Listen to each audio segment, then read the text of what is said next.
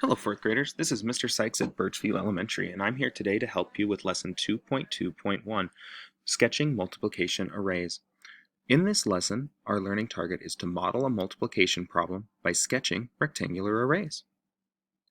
In order to do this, you'll need your student book and a pencil. While you can get these materials now, we won't begin in our student book. You'll work on a teacher master with me before proceeding to a few problems that you'll do with me and a few problems independently. Let's get started by looking at the problem in our teacher master together. For his birthday, Daniel got a collection of 150 baseball cards along with a scrapbook to put them in. The scrapbook has 18 pages and each page has room for 8 cards. Will Daniel be able to put all of his baseball cards in the book? To begin with, our first question says, what is the problem asking us to do? To figure that out, I'm going to go right to the question at the end. Will Daniel be able to put all of his baseball cards in the book? I know that the book has Daniel has 150 baseball cards. So the problem is asking me, can Daniel fit all of his 150 baseball cards in this scrapbook? Now, let's think about the information we need to solve it. We know that Daniel has 150 baseball cards. We know that the scrapbook has 18 pages. And we know that each page has room for 8 cards. But we don't yet know how many cards will fit on all 18 pages if there's 8 cards on each page. So this is all that we'll need it before we can actually decide the answer to the question. We need to know how many pages, how many cards per page, and how many cards in all. We already know 18 pages. We already know 8 cards. We have to figure out how many cards in all before we can solve the problem. So we'll be using a rectangular grid to do this. I'll first begin by using a red marker to draw the dimensions for an array, and I'll label them. After I've drawn the dimensions of the array, I'll use a blue marker to fill in the array using lines for strips and dots for units. I'm going to begin by drawing my array. As I look at the rectangular grid that I have, if I'm going to represent 8 times 18, I'm going to have to draw my 8 going up and down, because there's not room for 18. There's plenty of room for 18 going across. So, here we go. 1, 2, way too big. That's more like it. 1, 2, 3, 4, 5, 6, 7, 8. Going across, we'll draw our 18 as 10 because we use a line for a strip. 11, 12, 13, 14, 15, 16, 17, 18. I was asked to label my array, so over here I have 8, up here I have 18. I can also note that my 18 is shown as 10 over here and 8 over here. Now that I've drawn my array, I'm going to begin to draw in the cards using lines for strips and dots for units. And I'll switch my pen to blue, but I won't use a giant pen this time. Here we go. 1, 2, 3, 4, 5, 6, 7, 8 strips. Now I have to do dots, and this isn't going to be very efficient, but it'll at least show what my array is going to look like. So one at a time, I'll place dots, and they are going to represent an array of 8 times 8. As you see how long this takes, think about the limitations of this strategy. That as numbers get really big, it might take a long time to use dots to represent them. We already can see that strips are more efficient when they're possible. I wouldn't have wanted to use dots over here. So I now have my array, and my challenge will be to figure out how many cards this is. Yesterday, or at least the last in-person day that you had, we talked about multiplying by 10, and I can see my 8 groups of 10 here really easily. I know that an 8 in the tens place is worth 80, so that these 8 strips represent 80. As I look at my 8 by 8 grid, depending on my fact fluency, I might already know what 8 times 8 is, or I might be using strategies to figure it out. One great thing about using a rectangular grid is our ability to break down problems. We might see this in many different ways. For example, you might be able to visualize 4 different groups that are the same. In this case, I can see 4 8x2 groups. Each would have 16 in them. As I said, there's a lot of different ways to visualize this. This might be a different way.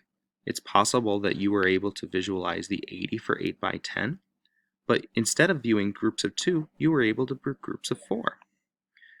8 times 4 is 32, and 8 times 4 is 32.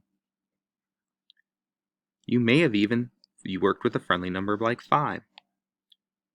80 for our 8x10. 8 times 5 is 40, and 8 times 3 is 24. No matter how I visualize my 8x8 grid, the number of dots inside them remains the same, 64. Even if I come back above to my groups of 16, it's likely that I would have done some doubling to figure out the total here. Also, 64. So, was there enough room in Daniel's scrapbook to hold all 150 cards? Let's see. If I take my 80 cards that were in the strips and my 64 cards that were in the dots and I add them together, I will find out that I had 144 cards. That's not enough. So the answer is no. How far off is he? He has 6 more cards that still need to go in the book.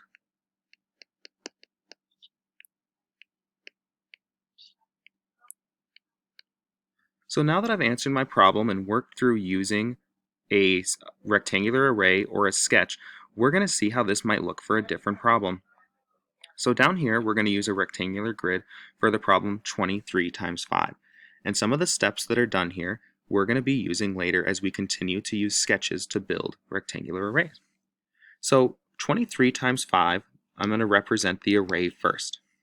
And to do that, I'm going to do 5 going down and 23 going across. 10, 20, 1, 2, 3. There's a lot of different ways to break this down, but I first do want to do some labeling. 5 over here. These are 2 groups of 10 or 20, and this is 3. As I start to break down my grid, I'm going to use my 10s to help me out as much as possible. So I can see that I have 5 groups of 20. I also might see this as 5 groups of 10 and another 5 groups of 10. So 50 here and 50 here. Over here, I see that I have 3 groups of 5, or 15. As I solve the problem, I'll notice that I have 115 added together is 115. So this shows us how we can be a little more efficient in using our rectangular array to represent a quick sketch. I showed my array with the dimensions, and I began to use the grid to fill it in. Using friendly numbers like 10s, I was able to be a little bit more efficient than drawing strips. Let's move on to our student book page. You can open up your student book to page 56, and when you do, you'll see some pages called Estimate and Sketch. There's an example that we'll look at together before we do one as a group. Take time to locate place 56, please. Now that you're on page 56 with me, let's read the example together. For each frame below, label each dimension with a regular pencil. Imagine what the area of the rectangle will be once you filled it in. Then check your thinking by making a quick sketch. Write the area of each rectangle you draw in a red pencil. Write a multiplication equation to match the rectangle. If you have a red pencil available at home, please use this, but know that if you don't, you can use a regular pencil as well. So you see that they have taken time here to draw 5 times 12, breaking down 12 into 10 and 2. They then drew a rectangle to represent the array. They split up 12 into 10 and 2 to create two different rectangles. The dimensions 5 and 10 create an area of 50. The dimensions 5 and 2 create an area of 10. They've shown their different dimensions and their different multiplication equations on the right, added them together, and wrote a complete multiplication equation that matches the work. We'll follow the same steps together. You'll see on number 1 they have already drawn the array for us, so that all that's left for us to do is to label it. I have just one strip going down. That is a dimension of 10. Going across, I have a strip of 10. And 1, 2, 3, 4, 5, 6, 7 dots, which I will label as 7. I'm going to draw the rectangular array now, starting with one big rectangle to represent the entire multiplication problem. Then I'm going to split my rectangular array at the tens place. Now I have two arrays. The first array is 10 times 10. 10 times 10 is equal to 100. The next array that I see is 10 times 7, which I'll write the area for here. 10 times 7. Using our tens facts, we know that 7 tens is 70. Next, I'll add together the two partial answers in my rectangular array. 100 plus 70 equals 170. Finally, I'll write out my complete multiplication equation. 5, that was from above. 10 times 17 equals 170. On the next page, you'll be working to fill out two problems on your own. Follow the same steps that we did here. Pause the video now and complete the two problems, and at the end, you'll be able to check your work. Hope you've taken time to complete your work, and you may have been confused on some of these problems, which will be great for us to go over together. For the first problem, I labeled my dimensions as 10, 2, and 10 and 5. But I also noticed that this was kind of like multiplying 12 times 10, because we're really good at multiplying by tens. So 12 times 10 is 120. Because we know that 5 is half of 10, I was able to just take my 120 and make half 60. There probably were other ways to fill out this array. You may have even split up your array into 4 problems. No matter what, you should have ended up with an answer of 180. If you ended up with something different, take a look and see what you did differently. If you got the same answer a different way, notice how the two problems relate. On the final problem, we had 8 times 24. So 8 times 20 is 160.